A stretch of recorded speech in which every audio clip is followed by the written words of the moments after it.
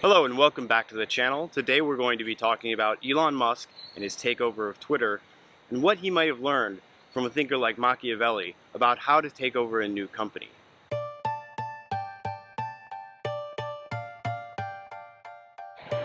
As many of you have heard, Elon Musk recently took over Twitter. He's been making a lot of changes already in his very first few days that I think are reminiscent of some of the rules and recommendations that Machiavelli lays out in his book The Prince on what a new ruler should do when they're occupying a new territory. I propose that taking over a new company is not actually that dissimilar from taking over a new territory as a monarchical ruler. And in fact, the way that Elon Musk is doing this, where he's taking a previously public company and beginning the process of turning it private, is much like how a monarchical prince would take over a previous republic and turn it into a principality. And so we're going to go through some of the rules that Machiavelli lays out for how to handle a new territory, particularly when a monarch is taking over a previously held republic, and see if that's not reflected in some of the things that Elon Musk has already done at Twitter. So the first rule for taking over a new republic that Machiavelli recommends for a prince is, of course, to abolish the royal line. You have to get rid of all of the previous rulers, particularly if the previous rulers themselves were monarchists, especially a hereditary monarchy. You have to get rid of any potential heirs to the throne. And Elon Musk, as you can see, has already started to do something like this. One of the first actions that he took when he took over Twitter was to get rid of all the C-suite executives. And so he booted out the CEO, he booted out the CFO, he booted out the head of trust and safety, he booted out their legal head.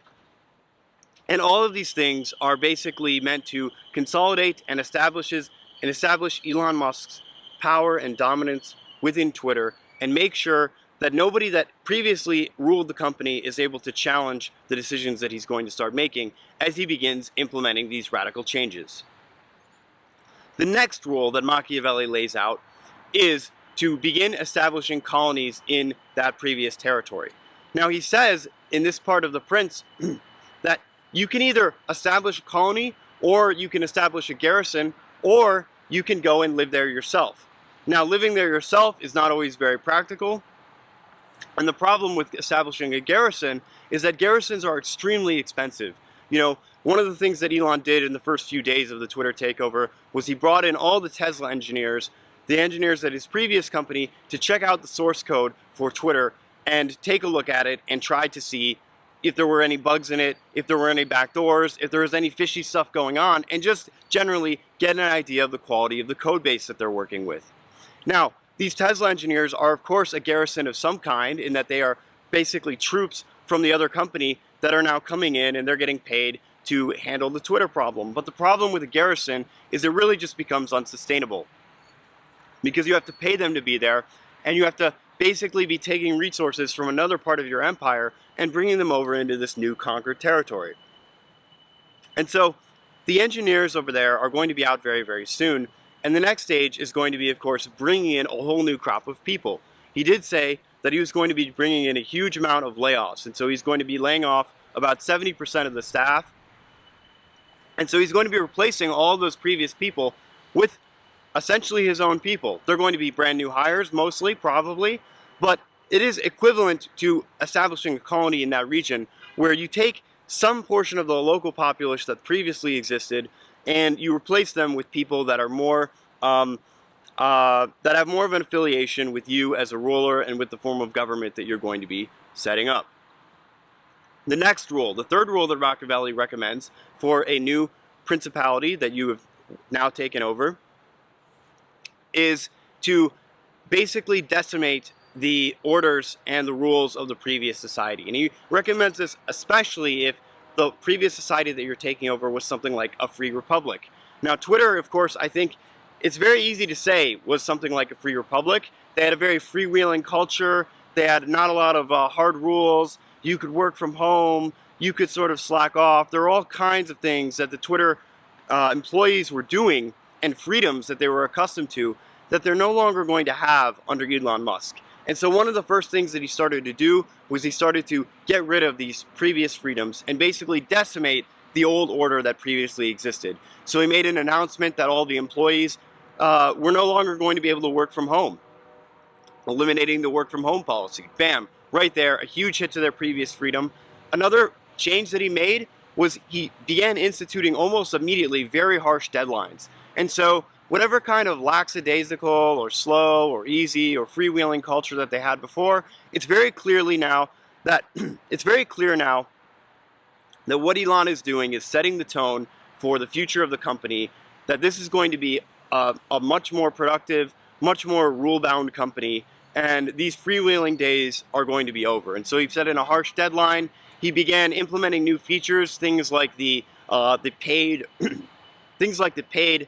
Twitter verification, which all of the engineers that are working on that have a deadline for, and if they don't meet that deadline, they're going to be fired.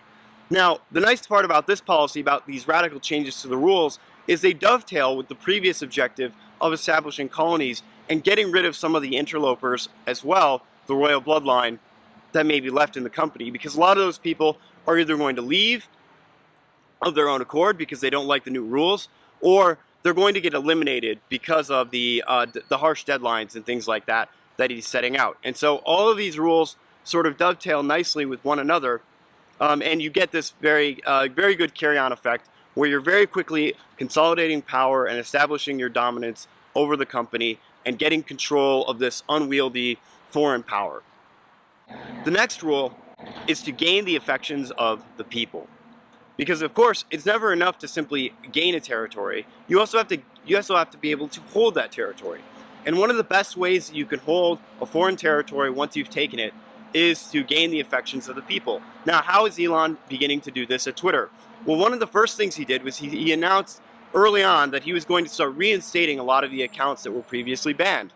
Now, of course, there are some parts of Twitter that don't agree with this, both in the existing user base as well as the staff, but there are also a lot of users on Twitter who either had old accounts that got banned, or they know people who've been banned from the platform, and they're very excited to have them back. And this is a very populist move in saying, like, I'm going to take all these exiles, and I'm going to let them back into the society. The other thing that he's doing is he's making it harder for the blue checks. And so by instituting this fee for the blue check, and we don't really know exactly what all the other changes around verification may or may not be, but it's a very populist move. It's sort of sticking it to the nobles, and it's a move attempting to get the people on his side, which again is a very good way to ensure that you hold on to an existing territory. You have to gain the affections of the people.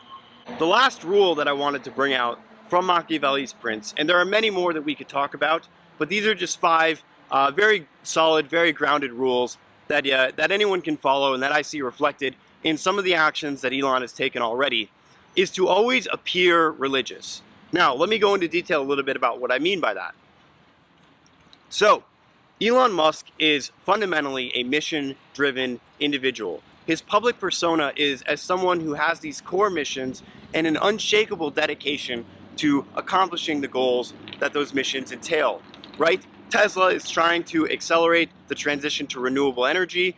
SpaceX is trying to establish a colony on Mars. These are hyper ambitious, these are idealistic goals, and they give a religious tinge to everything that he's doing, because really to follow Elon Musk, to work for one of his companies, is to be bought into this mission, is to be bought into this almost quasi-religious goal that he has.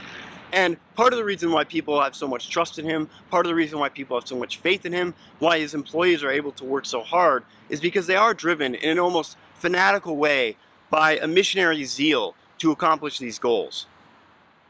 And so when Elon took over Twitter, he didn't just simply say, oh, I'm taking over Twitter because I just want to be richer, or I just want to have more power, etc., etc. No, he immediately made it about the mission. He immediately made it an almost religious obligation. And what he said was this.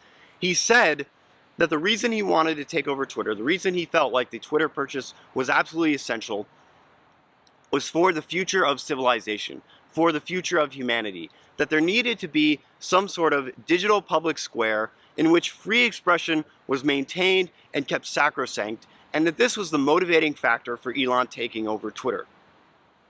And so you can see here that there is a almost religious bent to what it is that he's doing in taking over Twitter. It is purely idealistic, it is not simply material, and is really making it about this mission of we need to preserve the light of civilization for the world. We need to preserve this range of free expression that we've had in the West historically, and we need to preserve this idea of the public square and have one that exists in the digital space.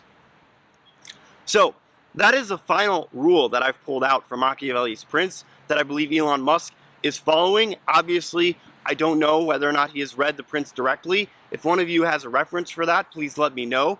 But these are 5 rules that come out of the Prince that you can see very clearly analogies to in Elon Musk's actions since taking over Twitter. I hope this has been informative. There are, of course, many more rules that we could pull from the Prince and make new analogies for in terms of the actions that Elon is taking. We're only in the very early days of this, and so I may make another video. I may pull out some more rules for later to reference, but these are just 5 quick and easy rules from the Prince that you can see in Elon's actions at Twitter. The last thing I would say is to reiterate the point of this video, which is that taking over a new company is not that unlike taking over a new polity.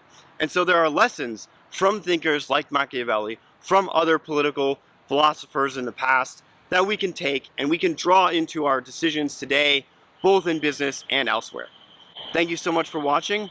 Have a great day, everybody.